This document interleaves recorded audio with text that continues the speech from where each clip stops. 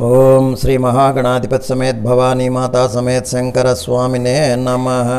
सभी मित्रों को नमस्कार। मैं आपका सनातन स्वामी। आज का विषय ये है कि देवता गणों का पॉपुलेशन कितना है और धरती पर जैसे कुछ देशों में पॉपुलेशन बढ़ता घटता रहता है वैसा उन लोगों को भी पॉपुलेशन में ऐसी चेंजेस होता है क्या, उस विषय पर थोड़ा हम लोग नज़र डालेंगे। हम सबका पुराणों के अनुसार हिंदुओं में मान्यता ये है कि 33 करोड़ देवता हैं। कुछ लोग बोलते हैं कि 3 करोड़ देवता हैं। जो भी है बड़ी संख्या है, लेकिन कुछ लोग कहते हैं कि इधर कोटि मतलब वैरायटी है ना। ये कोटि मतलब इधर 100 lakhs है ना, ऐसा नहीं है करके बोलते हैं, करोड़ नहीं है करके। तो उन लोगों के अनुसार कोटि मतलब 11 रुद्र, 12 आदित्य, 8 वसु और 2 अश्विनी कुमार मिला के 33 वेराइटीज़ देवताएं करके। ये गलत है, मैं भी ये नहीं मानता, क्योंकि 11 रुद्र जो है ना, एक ही लॉर्ड शिवा का रुद्रावतार का 11 नाम है और वो लोग अलग भी नहीं है। और रुद्र या परमेश्वर शिव जो भी कहिए, उनको देवताओं में गिनती करना गलत है, पाप है ना। बाकी सभी सामान्य देवता हैं, वो देवादिदेव महादेव है। तो इसीलिए हम थोड़ी देर के लिए 33 करोड़ देवता है ना संख्या के ही मान्यता देंगे, क्योंकि सिंपल सी बात है, केवल हमारी भारत केंद्र सरकार के वर्तमान में ही 45 लाख कर्मचारी हैं। वैसी फिर स्टेट्स को 1-1, 2-2, 3-3, 4-4 लाख भी मिला देंगे तो इधर ही 3 करोड़ कर्मचारी हो गए इंडिया में। वैसे 120 देश हैं इस धरती के ऊपर, सबको मिलाने से धरती के ऊपर ही 33 करोड़ कर्मचारी हो गया। तो इस ब्रह्मांड में इतने बड़ा विश्व में कहाँ कहाँ प्राणियों के कौन कौन से ग्रह पर हैं, उन लोगों को स्थितिगति देखने के लिए अगर भगवान ने 33 करोड़ स्टाफ को रखा है तो उसमें कौन सी आश्चर्य की बात है। तो मैं ये मानता हूँ कि 33 करोड़ मतलब 33 करोड़ रहने दीजिए, भगवान का स्टाफ उतना है। पूर्व काल हमारे पुराणों के अनुसार कई देवताओं का देवांगना मतलब देवता स्त्री भी हैं, उनके पत्नी भी हैं और बच्चे भी हैं। उदाहरण के लिए बृहस्पति के बच्चे हैं भरद्वाज, कच्छ और केसरी। वैसे शुक्राचार्य के बच्चे हैं चंडा, अमार का 2 पुत्र हैं, देवयानी पुत्री है ना। देवराज इंद्र का पुत्रिका का नाम है इंद्रजा। वैसे कुबेर का पुत्र है नलकूबर, मणिग्रीव, मयूर राजा तथा हैं। उसी तरह हम लोगों का जो है सूर्य का पुत्रों का और पुत्रिका बारे में सब आप जानते हैं। सूर्य पुत्र शनि, यमराज और यमुना बेटी है। उसी तरह दक्ष प्रजापति अपना 27 डॉटर्स को जो है चंद्र के साथ विवाह किया है और एक पुत्री सती को शिवजी के साथ विवाह किया। ये सब तो आप जानते हैं।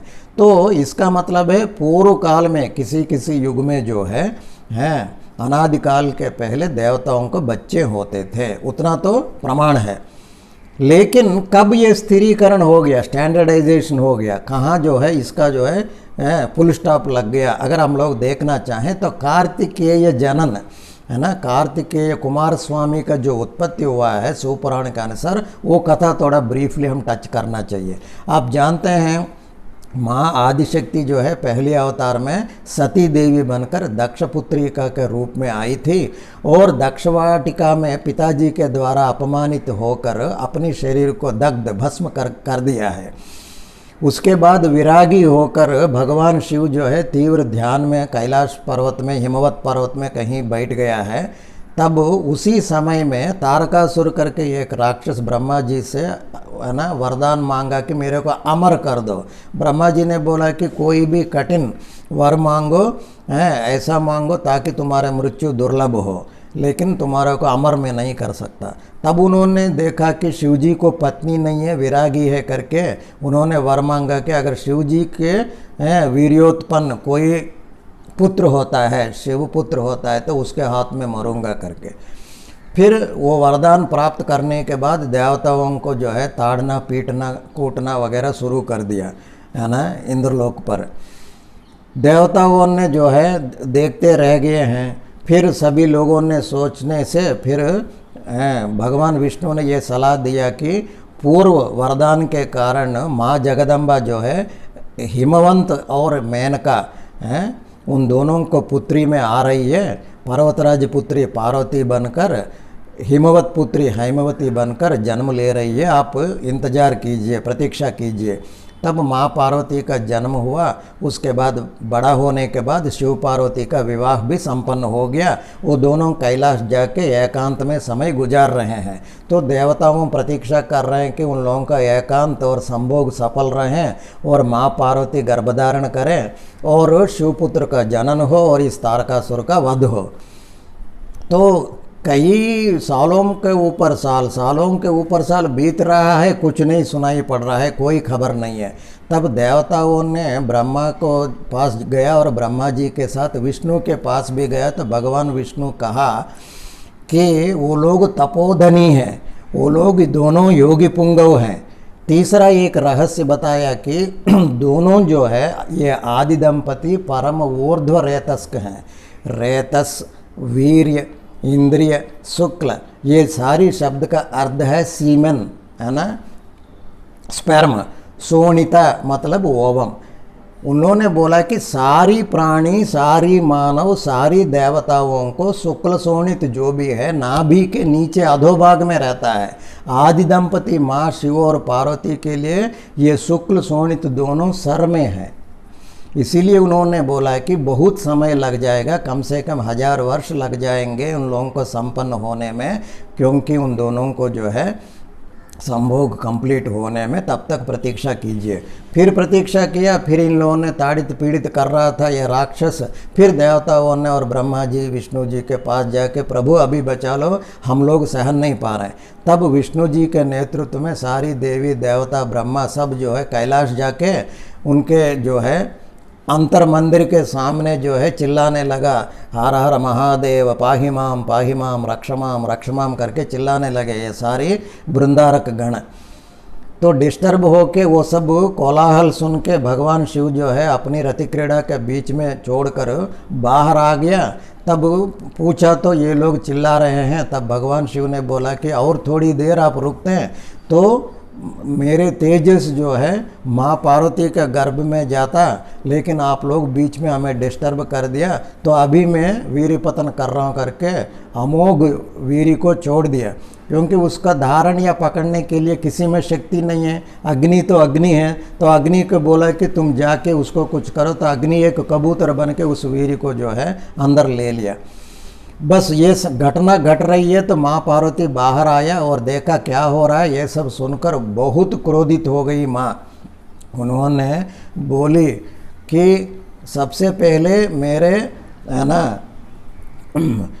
निजी क्षणों को, मेरी निजी सुख को जो है आप लोगों ने अपनी स्वार्थ से भंग कर दिया। दूसरा, महान शिव तेज को धारण करके मैं माँ बनने वाली थी, लेकिन मेरे को संतान से, माँ बनने के एक अवस्था से आप लोग वंचित कर दिया। इसीलिए मैं शाप दे रहा हूँ कि आप सबको, आप सभी अपने अपनी स्त्रियों से, वनिता से आप निस्संत हो जाओगे करके माँ पार्वती ने शाप दे दिया। मतलब जैसे सुप्रीम कोर्ट का स्टे लग गया, जैसी सारी लेडीज़ को जो है देवता अंगना को ये कि नशबंदी हो गया, जैसे ही एक शाप दे दिया। तो ये कहीं मतलब इस मनवंतर के पहले कभी कभी कृतयुगों में कभी ये शाप दे दिया होगा। तो उसके पहले जो जो देवताओं को संतान रहा तो रहा, उसके बाद जो है देवताओं को अपनी स्त्रियों से जो है संतानहीन हो गया। क्योंकि नेतृत्व में आया ना ब्रह्मा जी और विष्णु जी, इसलिए उन दोनों को भी ये शाप लग गया। इसीलिए लक्ष्मी नारायण के बीच में जो है कोई दिव्य पुत्र पुत्रिका का उदय नहीं हुआ है। वैसे ब्रह्मा और सरस्वती का भी कोई निजी पुत्र पुत्रिका संतान नहीं है। बाकी देवताओं को भी आगे संतान नहीं रहा है। देखिए, क्योंकि अवतार में भगवान राम, भगवान कृष्ण का अवतारों में संतान है, लेकिन वो दिव्य संतान नहीं है ना, ये धरती पर संतान है। ये स्टे ऑर्डर जो है माँ पार्वती और शिव के लिए लागू नहीं होता।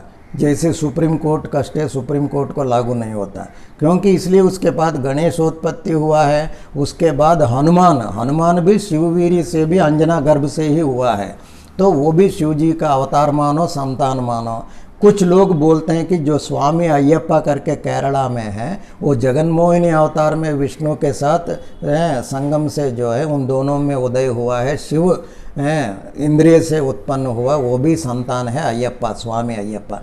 तो ये तो चल रहा है दिव्य संतान शिव जी का। बाकी लोग जो है निस्संत हो गया, और पॉपुलेशन ऑफ देवतास जो है उनके जनसंख्या जो है स्थिरीकरण हो गया। जो पहले इस मनवंतर में पहले या कल्प के पहले जो था वही था, बस जो जिसका संतान था वही था, उसके बाद नहीं हुआ है। यही आज का विषय है, आप सबके साथ है ना मैं शेयर करना चाहता हूँ। ऐसे ही कोई रुचिदायक दूसरी वीडियो में फिर मिलेंगे, तब तक के लिए प्रतीक्षा के लिए कीजिए। आप सबको शुभ हो, मंगल हो। ओम नमः शिवाय।